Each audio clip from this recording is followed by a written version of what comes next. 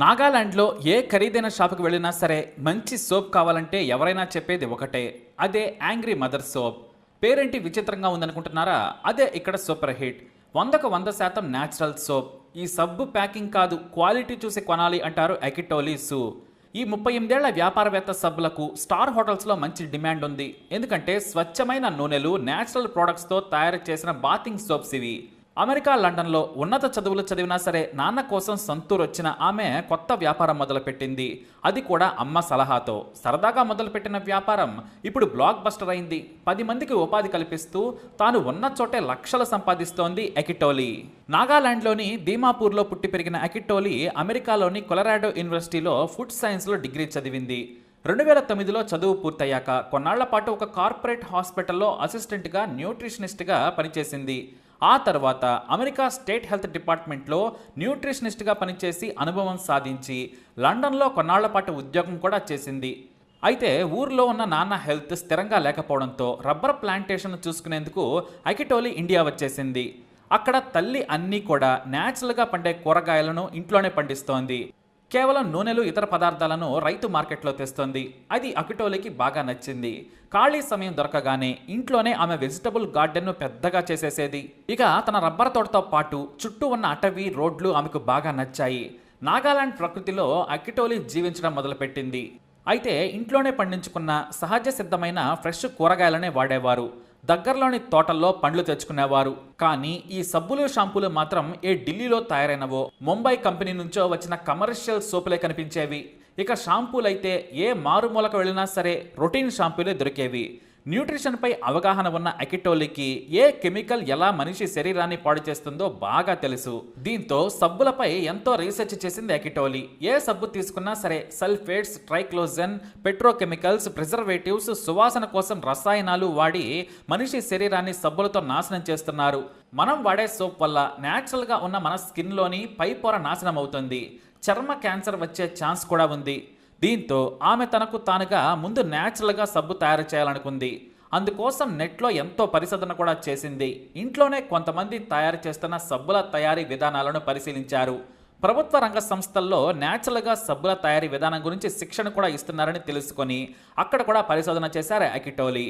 చివరకు 2014లో angry mother soaps company start చేశారు. కానీ మొదట పాలు, పసుపు, ఆలివ్ ఆయిల్తో ఇంటి దగ్గరే తానే వారం పాటు కష్టపడి కొన్ని సబ్బులను తయారు చేసింది. వాటిని తన స్నేహితులు, ఇతర కుటుంబ సభ్యులకే ఇచ్చారు. వాడిన తరువాత చర్మంలో మార్పులు వస్తే చెప్పమన్నారు. వాళ్ళు వాడి అద్భుతంగా ఉన్నాయని చెప్పారు.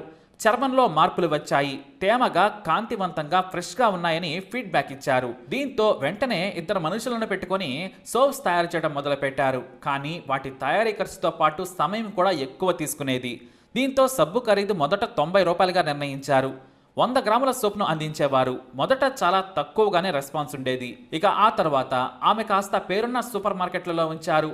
వాటిపై సహజ సిద్ధంగా తయారు చేసిన ఆర్గానిక్ సోప్ అంటూ బ్యానర్లు పెట్టారు. స్పెషల్ ర్యాక్ను తానే కొని ఉంచేవారు. అయితే ఓ స్టార్ హోటల్లో పనిచేసే వ్యక్తి వాటిని చూసి కొని వాడారు. అద్భుతమైన నురగ, స్మూత్నెస్తో పాటు న్యాచురల్ స్మెల్ కూడా ఆకట్టుకుంది. దీంతో హోటల్లో ఖరీదైన గెస్టులకు వీటినే ఇవ్వటం మొదలుపెట్టారు. అలా మొదట వచ్చిన ప్రచారంతో చాలామంది అమ్మాయిలు, మహిళలు యాంగ్రీ మామ్ సోప్స్కి ఫ్యాన్స్ అయిపోయారు.